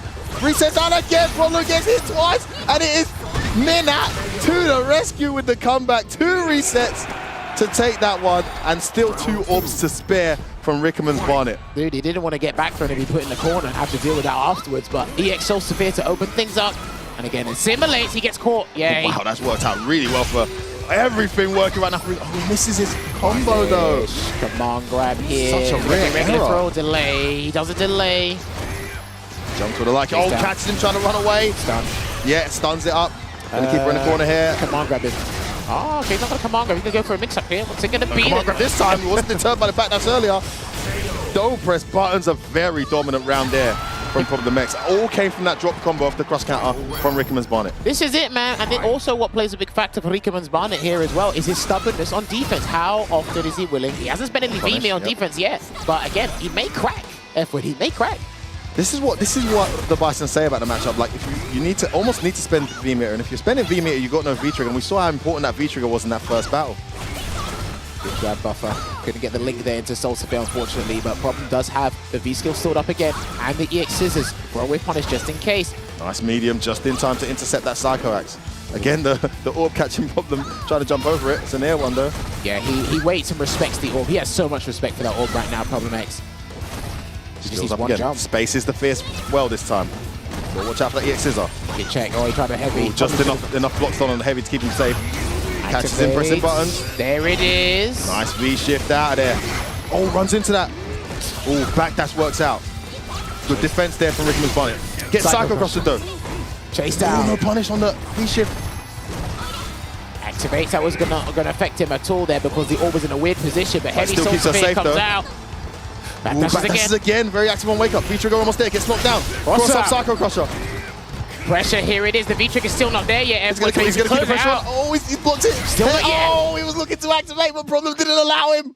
Knee press at a surprising time, and I was scared for Problem there. I truly thought Rikkeman would have been a bit more patient to bide his time and find an opening to activate. He didn't, and ended up running into a knee press, and Problem takes the first battle. But again, all eyes on Rikkeman's Barnet because he's been handling the neutral in this matchup incredibly well, what I've got to say. He's been betting right on wake up too. 100%, and he has been using V-shift. He used it later in that battle one there. He might use it a little bit earlier, but we'll see. Good throw break. He's improved a tremendous amount since he used to play Problem regularly. Yeah, I think it's mainly his Soul Severe usage, EX and the heavy version as well. Problem, I feel he's looking at it like it's 2019 or earlier. Again, this time he doesn't drop that combo. There we go, this was big before. Gets a throw. Such a good buff, that double dash from a few seasons ago. He needs to absorb another Soul Severe if he gets the chance. Cross up. Oh, tried to catch him running away. He has been active on escapes. This time he sits there and presses the light kick. Great defensive option there. Active neutral. Punish. This is big for Problem. This is a great scenario here for Rikkeman's Barnet. Should be able to close this out. Problem V-trigger almost spent, but he's towards the corner. Got to be careful. He's ready to punish that as well. One more hit will do it. And Problem gambles. Doesn't work out. Yeah, I thought so too. Great play from Rikkeman. He gets his first convincing round of this game. Yeah, the neutral is definitely different from 2 or 3 seasons ago. Good with punish there. Gets punished. And again, he understands Oh, Bison he a read lot right better. there, but the backdash escaped. Oh, hold on. Tried to do an air-to-air. Didn't really work out. Pressure with the Psycho Axe because he knows. Nice backdash. Here's him down. Oh, almost the right choice. Buttons at the wrong time. Gonna get punished this time. Dash, dash. He was looking for the back throw. Yeah. Problem was ready for it. Doesn't want to lose that corner position. Gets the knockdown though. No V-shift yet. Be careful here. Rikkeman's Barnet can't press anything at the wrong time. Good jump in. Good Problem throw, blocks it with a text. Knockdown. Delay. Oh, catches him trying to run away from the command grab. Good again. And again, Yeah. yep, he's trying to scare him there. Nice button. He's that actually giving V-trigger as well. Right, it's here. Good Oh, he's escape. got away from the cycle block. And Great play from Rikkeman's Barnet. He's in a Yeah, bad Problem spot doesn't here. want to deal with this. Oh, the cycle right. Oh, don't press buttons. Problem X swipes and collects He gets himself to game point here, and a precious game point here for Team Mouz against 00 Nation. He's got an abundance of meter to work with, but again, it's all been about how these two play around the Soul Sapphire chase. Less jumps from Problem X, more with punishes with the knee press as well. Yeah, he doesn't need to jump. He's got great tools to deal with a number of her buttons. Nice confirm. EX to the corner. It's a very bad start to this round. No, She's in big trouble. This is it. This is it. Oh, great patience. Oh, gets caught trying to sleep. I think he's still alive though. He's still alive. spend the bar. This gets the game. Protect. And he had no orbs he couldn't activate, but Side this is switch. an even better position for him, F-Word. He's not going to activate on block. Why not? There's no view reversal. Yet here it comes. Mr. Whip punish. Buttons from Problem. He's going to do the dive kick. Watch out. It's 3 orbs gone already and Problem escapes. Oh, that's a massive, massive moment there for Problem in this battle. Back throw. He's on a speck of health left. And again, just chipping away. V break can close this out. I don't know how Manat brings this back. Oh, I don't know. It takes a miracle at this point. Gets one throw. He'll take that. He's going to try and close the gap. Knee press. Plus the war forward pro. Problem X. Showing why that matchup is an uphill one, in his opinion, for Manat. Closing it out there, 2 battles to 0, and getting a much needed first battle there against Rickman's Barnet. Jammers. You guys know as well as I do, F-Word you. Problem knows as well, he's had a couple of shaky performances this season. However, they get the job done. And I'm not going to say that epitomizes Mouz, because again, they're confident in some matchups and they're less confident in others. That's just natural for a player. But they get the job done. He secures 10 points for Team Mouz, and we move on to game 2. The big question is here, it might be obvious in some of our eyes, especially with what's happened in the past couple of episodes for these players here. But now, Veggie is going to step up to the plate for 00 Nation on team, just for game 2 here. My apologies, but it's going to be interesting because I feel he wants to take either or Shax or Broski. I think his confidence, his mental state right now, he said, I'll take either or, you know? Yeah, and I think that's what he's going to get. I think, for me, the only player left to anchor versus Phenom is Falk. I think Problem going first pretty much confirmed we should be getting 4 fills as anchor, which is really interesting. I'm not sure if Phenom saw that one coming. Veggie steps up now. I think him and Shax, you know, could be really interesting. It was very close last time. I don't know what it's going to be. It's hard to call. I don't think it's going to be Broski. Then again, I do think it's going to be Broski. Look, I don't have the answers. Logan, you're there with Veggie, and you have the answers. Talk to me. Thanks, Effa. That's the kind of insight we pay the big money for. Thank you very much for that. Right, I'm here with Veggie. And let me just ask you right away. Do you want to have the run back against Shax? I would like to play against Broski Oro, because I think that's a fun matchup. But I don't think I will. No, I would actually not like that run back, to be honest. But if I do, I think I'm more prepared than I was last time. But it's hard to say. You didn't take the loss particularly well. It was kind of a difficult one for you last time round, I think. Yeah, I got really salty immediately. But for me, I often get really salty, and I feel this this warm feeling in my hands. I get really salty, but it's gone like 5-10 seconds later, and then I often feel kind of foolish. But I mean, that's kind of like part of my person. So not a good loser, just used to losing. You should never be a good loser. Should never be a good loser. Never get used to losing. So you're thinking that it will probably be Shax again, but you're hoping it's Broski Oro. I think it's going to be Broski Dalsim. Okay. That's what I think. Dalsim. Yeah. Wow, last minute. We've not seen it the whole season. But he thinks it's going to be the big reveal. Okay. Mouse Sports, can you please send up your second player? Okay. The flip-flops are back on the stage, ladies and gentlemen. Extra comfort. All right. He thinks it's going to be Dalsim. Which character is it going to be? Oro. Going to be Oro. Tengu Stones. We love it. We've enjoyed your Oro so much. We're very surprised that you've run Oro the whole way through. You've been committed to this character. Are you personally surprised with how well you've done with him?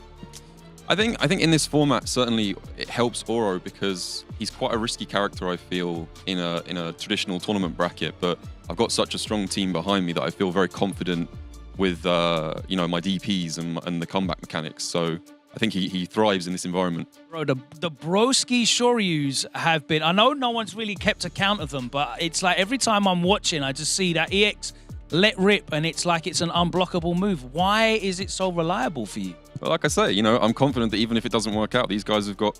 But it is working out. Why are people... Confidence. That's the confidence that comes from having them cover my back. All right, they've definitely covered your back. You haven't covered the toes today, though. They're out, free-flowing. The comfort is there. No Hawaiian shirt. We couldn't get the Mouse Sports Hawaiian shirt in time, but you got the shorts and flip-flops, though. It's going to be a great Game 2. It always is when these guys are on stage. It's going to be Veggie with Birdie and Broski with the Oro. Let's see how many Tengu stones we get on the screen. I can't wait for this one. Donuts, bricks, plushies, basketballs, tin cans, banana skins. They're all going to be on the screen. Let's throw it over to F1 and Jammers for this Game 2. What do you think about this pick? It's not a bad pick. I think the obvious pick would have been Shaxx, especially as, you know, Veggie was very noticeably flustered off the back of that last time they played. You know, he was annoyed by Shaxx's style. Go in there, do it again. But I think Shaxx got a bit emotionally invested in that set too, which maybe made it a bit more risky to play him and put a bit more pressure on him for the run back. Hence, up comes Broski. But Broski, we saw him against MDZ Jimmy's earlier in the season, and MDZ Jimmy got into him. Listen, Broski is very honest. He says there are players that maybe you guys beat regularly that with my Oro style and Oro, yeah, and character and style, we go back and forth. And he told me in a conversation I had with him that him and Veggie go back and forth. He goes back. It's not a free win for Broski at all. So it's a pretty risky pick from Mouse. For me, I rarely see like the matches he has with Birdie. I've seen like once or twice with him and Veggie. So I can only take his word for it. It's the whole he said, she said at this point. I can only take his word for it.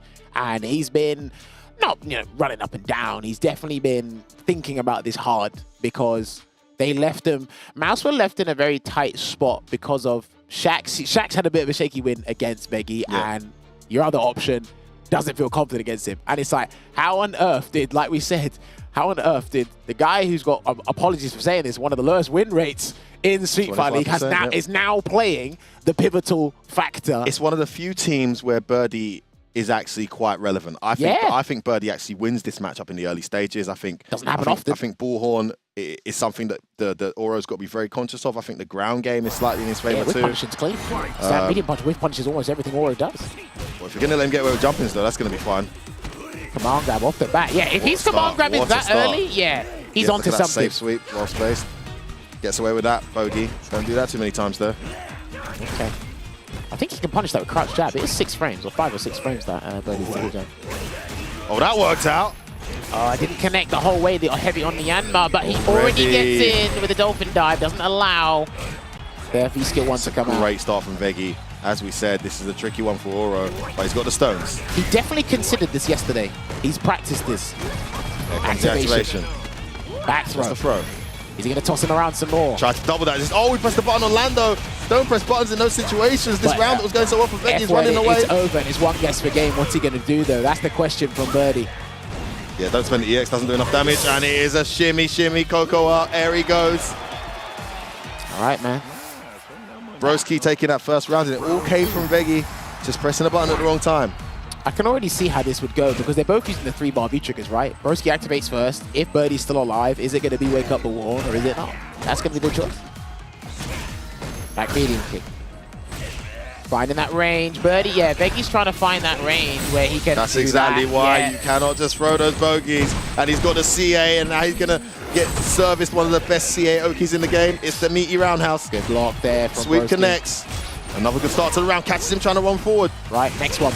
EX into activation. Here it comes. See, very reversal. He can block. The reversal was nice and early. I think he tried to throw him. Oh, that works. Tengu Stone's running away here. V-skill 2 on the screen. No, okay, he just about blocked the chewing gum in time and he can get a back throw here and get something started, but he's got to be careful of the bullhorn. There's a throw. Veggie's waiting for that to run out completely. Oh, nice use of the Tengu just to put the... Set it up.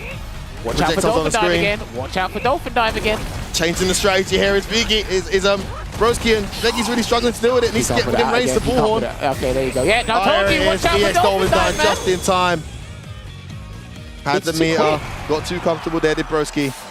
That means, because he's getting too comfortable setting it up every time, he has to do it and then hold up. He just has to manage meter. Just manage your opponent's meter. Nice round there from Veggie. That looked close. Oh, That looked like a punish. Could have definitely punished that. It was a punish. Yeah. Didn't cancel. Slow pace here from both players. There Good it is ball again. Such a good answer. That roundhouse connects though. Side swap. Is he going to pop out the V skill? I'll Good punish block. that. I'm not sure why Veggie did that from so far away. This is big. Heavy on the Yanma. Can he charge up the hard punch? No. Oh, he misses his down fist. F-word. He's in the corner. F-word, he could lose the game. Oh, he didn't get up. Opportunity goes begging. He's waiting for the V trigger. Yeah, he doesn't have it. He doesn't have it. Oh, big jump in. Oh, that's it. Still What alive. the activate? Oh my goodness. Oh, it's a mess, mate. What a jump away. And you've got to ask yourself as Veggie what you could have done differently in that game. He definitely had a few categorical errors that lost him that one. I'll tell you something Veggie did really smart. I don't think he realized he did. So there was an iota left of V-meter to build for the Tengu stone. He was pressuring with lights. You don't get V-meter from doing lights. I thought he was just going to keep jabbing him in the corner with lights so he doesn't get it. He jumped out. Oh, dude, that was a preemptive bullhorn that did not work out. Yeah, I mean, there's no need to overextend like that. I'm not sure why he did that. I think Let's hope he doesn't change strategy completely, or maybe he saw a projectile thing come. Good job there, and he goes for the heavy axe kick, and here comes the Onibi. Right, here we go, zoning game again. This is the best round start from Veggie, from Broski so far in this battle. Interesting response there with the chewing gum. It Yeah, closes the gap. Works out, closes the gap, stops him from throwing that V-skill out. Double jump. Life lead now for Broski. It's a colossal Everything one. connecting. That's unsafe. That looked way too close. Yeah, that looked like -2, maybe -1. Could have definitely pressed buttons. We'll check it. All right, we're looking at, game point here in battle 2 for Broski. Okay, still just poking away here, bullhorn. Once he gets close, he can start using this damn medium punch a bit more, but yeah, he's trying, but Broski, you got to respect this guy's spacing. I think he really misunderestimates his spacing. Here we go, just waiting a little bit, chipping away, finding that ideal range again. Good crouch jab. He's trying to whip on this now. He's trying to cancel it to the EX axe kick. 2 roundhouses in a row there from Broski. Yeah, that did look blast. That was nice and low. Check again. No jumps yet. Couldn't cancel that. That's probably a bit too far, but I respect it. Here comes the pressure. Pressure. Oh my goodness. Too scared to press buttons here. Game point down. 0-0 Nation will be relying on Phenom Right, for a the low forward will comeback. do it. Yeah, crouch medium kick into the axe kick into super will probably do it. So Veggie's got to stay crouching. Oh, big. Doesn't go to C8. Activates. This is a massive turning point. Those 2 ball heads, jab, interception, activation of his own coming down. This is it. Do or Gets die. the game. What's it going to be? The low? And he didn't block it. No. And he's still safe though. He's going to try it. He can't chip him out yet. C8. Big damage incoming. I think that's a dead aura. Oh yeah, he's dead. He's got like 950 vitality, man. You're in the ground. Wow, what a show from Broski. Had the hit, wasn't able to convert. It might have been depending on the items. He did say the routes change and situations change depending on the items. So we need to start paying more attention to what came out. I wasn't even looking. He has to pay real attention in the 2 seconds he has when the activation from the Midari happens as to what he's going to do. It might have been an item issue. Let's put him on the final round again. Good job, check again. Oh, that crouch medium connects. Yeah, Start of that crouch fierce. Full screen as well. Here comes the V-skill. Veggie's got to try and find a way out of this. He's got the dolphin. He's in the projectile zone. There's that. Oh, that was well timed. That one went over the fireball. Cats trying to jump forward. We're looking at stun almost. We're looking almost at stun here. Oh, he missed the TK legs. Oh, no, he's not going to get it. He tried to catch the trip recovery. Press light kick too early. Aura's still in jungle state, and it is all going to plan for Team Mouse. 0-0 Nation dropping down 2 games to 0 right now, and their talisman has it all to do. But it is not Problem X he will face this time in this anchor match. I believe it will be someone, well, it will be someone different, but I believe it will be Fort Phils. Yeah, we'll have to see, but you know what? Full credit to Broski there for emerging victorious. Unlucky to Veggie because Veggie was playing the matchup. It's just, again, it was dealing with Tengu Stone. He didn't really have many opportunities to turn things around with V-Trigger 1. Yes, he got a couple of combos into CA, but it didn't, for me, it didn't scare Broski enough. Like, some of the situations came from a Broski mistake. Yep. And again, I think he really undercuts himself, undersells himself in terms of he can't do certain things. When he is worried about a matchup, you damn well know he's practiced something before he says, I'm worried about this matchup. 100%. And I think he executed the plan. It wasn't as unforgiving as I've seen. I mean, Veggie, I feel like he went down a gear from what we've seen the last couple. Even when he lost to Shax, he played phenomenally well. A little bit more rusty this time around. But it doesn't matter. It is 20-0 to Team Mouse, and we're going to find out who's going to go up against Phenom, Jammers? I will tell this point just quickly regarding Broski and Veggie. When Veggie did say I was expecting Broski douse him, to me that let him know where he was in his headspace. It's like, okay, so you're not expecting Aura, but you still had to play It's a Aura logical assumption. I mean, team tournaments like this with this home away setting, douse him invaluable, absolutely invaluable. I hope if they do make the finals somehow and miraculously beat BMS from an away position, they have to beat these guys first, that he does pick his dousing back up, because I think you need it. But listen, that is what we had in that one. 20-0. I believe Logan is now up there with the talisman for 0-0 Nation, Phenom. And we're going to find out who he's going to go up against for this also important anchor match.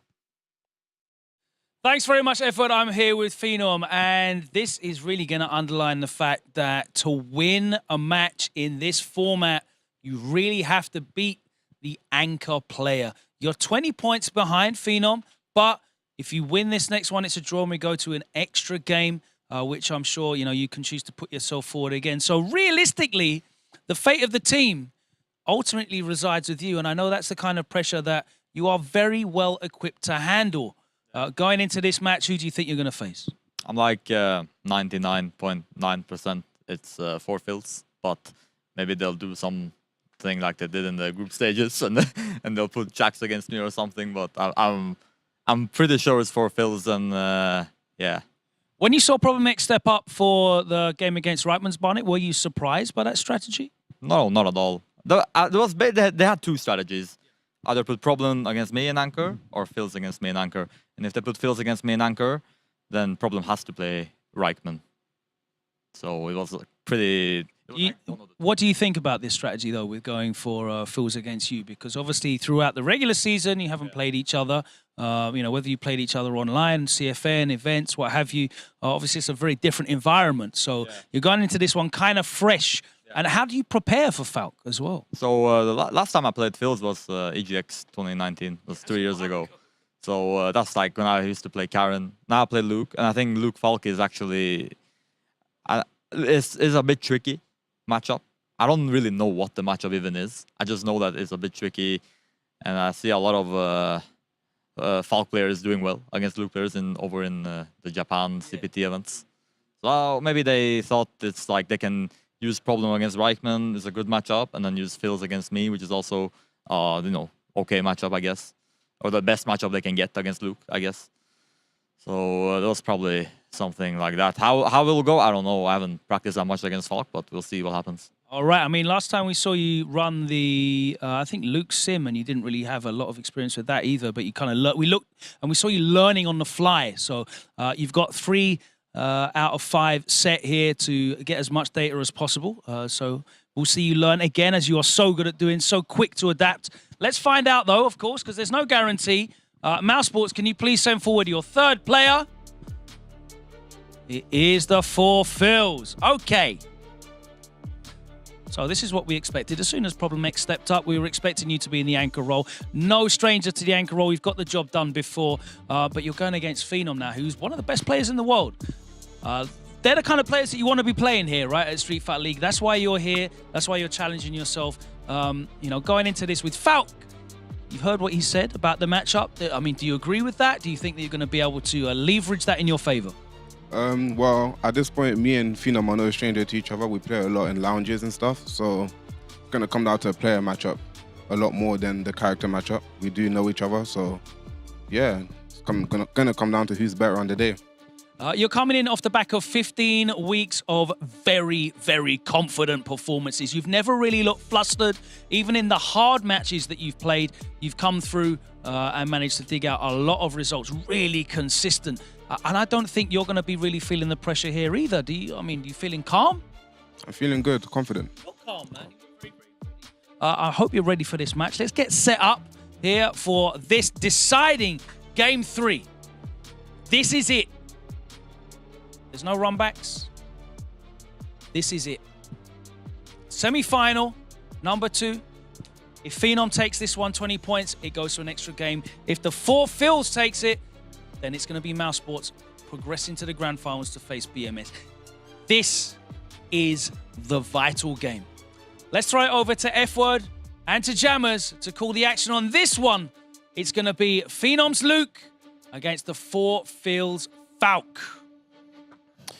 They're giving themselves the 20-point buffer to, you know, give that leverage to Four Fields, one of the young prodigies of the UK. And I did mention before this match even started, I said these two teams, for me, they think similarly in terms of how they want to set things up, how the counter's going to work. And then again, remember, these guys talk a lot, right? This is a very big deal. As we've said, Man, Phenom I'm nervous for them. I'm nervous for them. Listen, Phenom's efficient. He's the lucky charm. He's the talisman, as we say, getting the job done. But this kid here, look at his again, performance. He's elevated himself, and he continues to elevate himself to make sure he plays the Phenoms, the Problem X, you know, the Luffys, the Crimsons, NLs, Big Bird, Angry Bird, all those guys on a regular basis.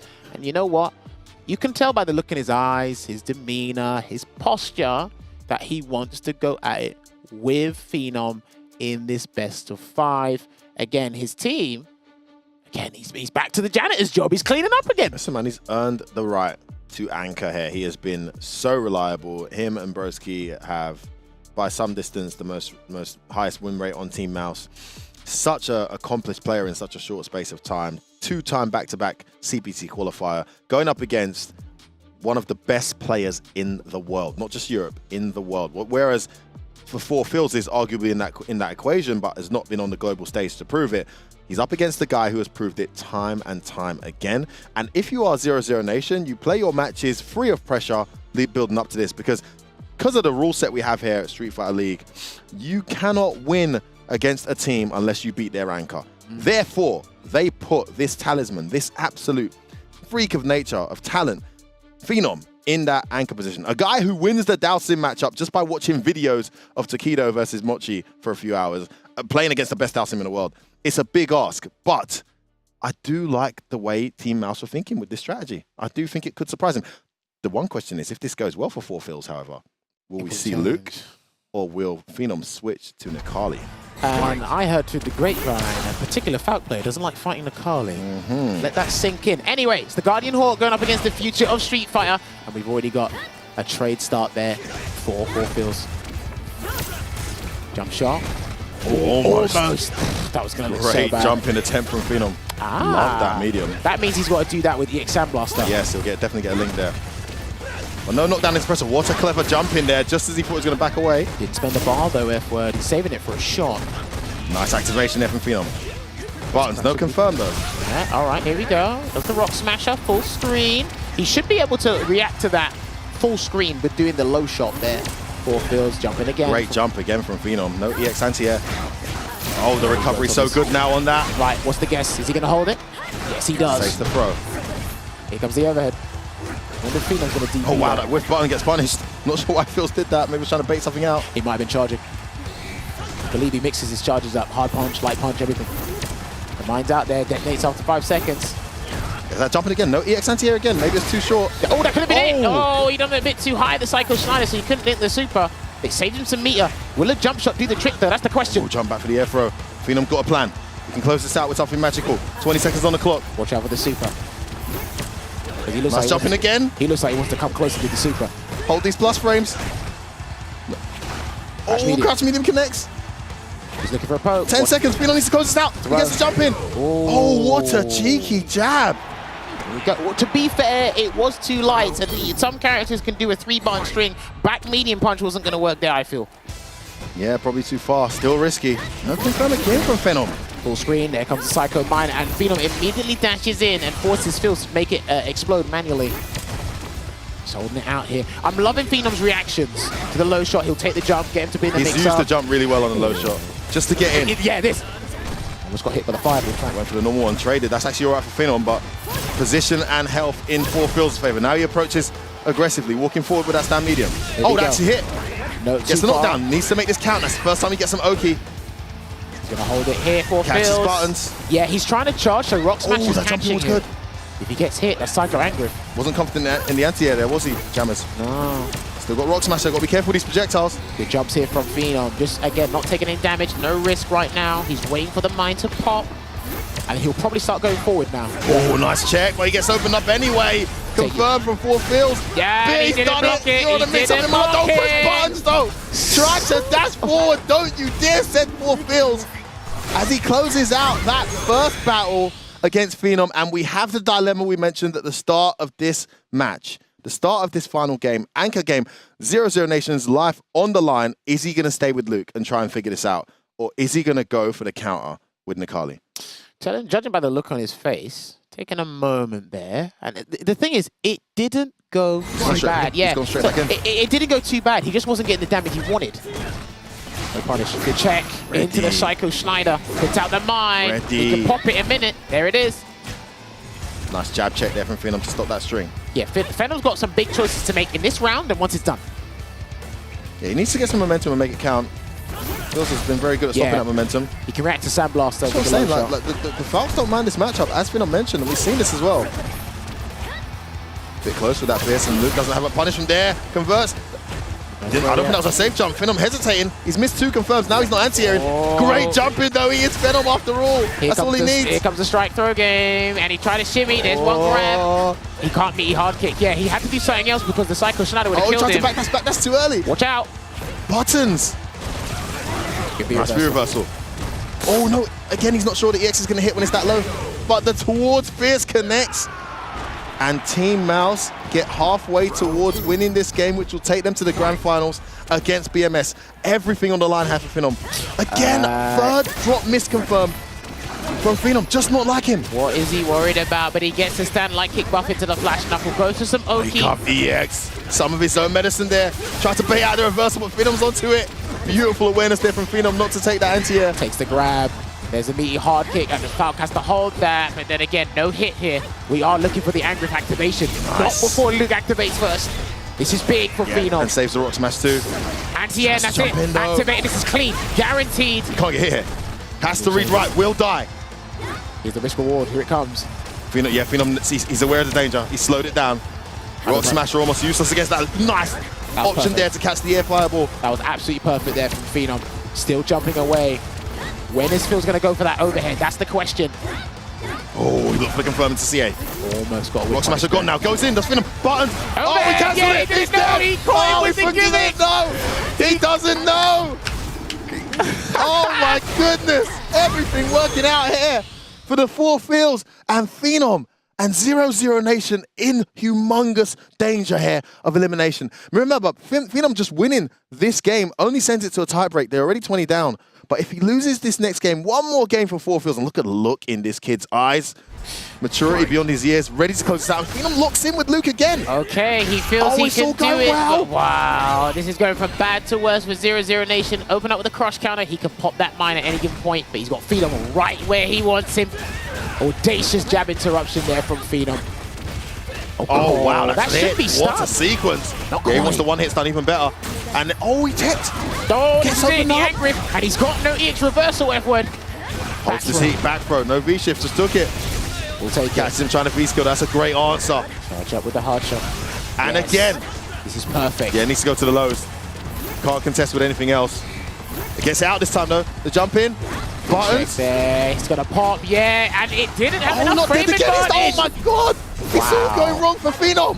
Another choke, another mistake. He's not familiar with these scenarios. And the 4 fields takes yet another round, stealing victory from the jaws of defeat. I cannot believe this. He goes into not just game point, match point, 0-0 Nation, elimination point, and Phenom with it all to do. If he brings it back from here, this was nothing shy of a miracle crush counter on the EX Sandblaster, and he pops the mine again. Okay, too low there. Phenom gets in. Which is probably why he was hesitant all those other times. What's the EX I was expecting him to use a few times, actually. Not the normal. When it's too low, you're never going to work it out. Right, again, whip punish. Nice. Angriff is activated. A V-shift probably. No, he blocks it out. He knows the risk. He knows the risk behind it. Then again, just back to the neutral here, but he still's not comfortable dealing with forward hard punch. Those low shots, he's not getting any damage. He's avoiding it, but it still leaves him at a position disadvantage here. Decent meter build for Falk as well. Yeah.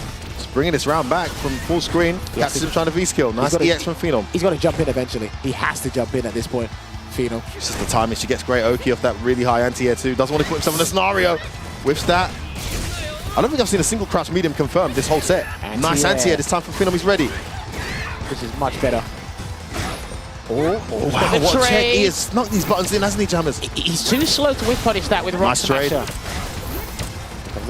It's the same scenario. He's one hit away from dying here, Phenom. Hold on a minute. One activation. 25 seconds. Okay, Caesar trying to V-skill up, spends the EX. It is really a tricky one for Luke. Having to spend meter there to close that out. Jammers, you were going to say something. Go ahead. That's why I feel EX Sandblast is one of the fastest or the best EX fireballs in the game. It stops V-skills like that from actually coming out properly. Yeah, but it's the resources that he loses, and he's still at full screen where Luke doesn't want to be. That indicates a tricky matchup for him. Yeah. Definitely fightable. Not a losing one necessarily, but you can see why they've gone with Falk here. You can see why the 4 feels confident. Also, the unfamiliarity factor, which has clearly played a part in 2 vital moments. It is set point here. Spends the EX, has the corner. Blocks it V-skill comes out in time, but here comes the V-skill.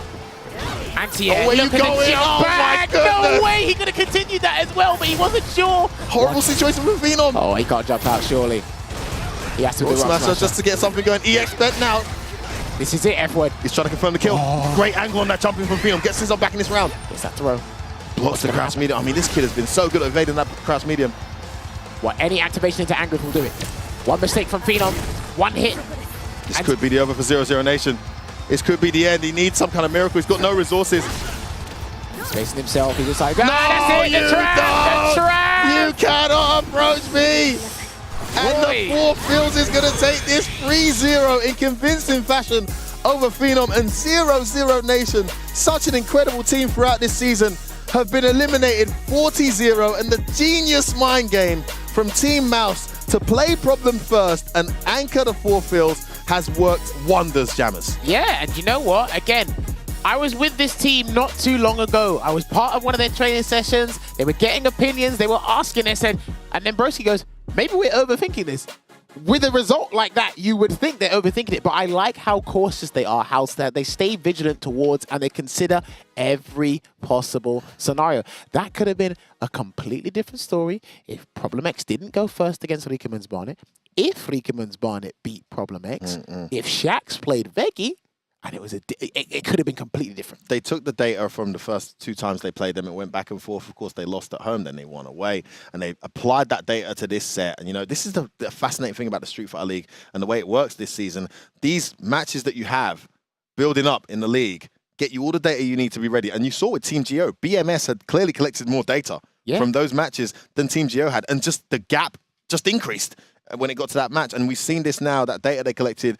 Unfortunate for 0-0 Nation. Phenom's been so invincible throughout the season, but made to look human there against 4 Fields. I've got to say, man, I'm surprised I didn't see any attempt at Nakali there. I'm really surprised by that. Well, I mean, it's probably like not trained, it's a bit rusty, but we'll see. Listen, well played to 4 Fields and Team Mouz. Moral of the story is you can never be too cautious, but we do have an interview with, I believe, Mouz Sports and Logan Summer with Problem X. Check it out.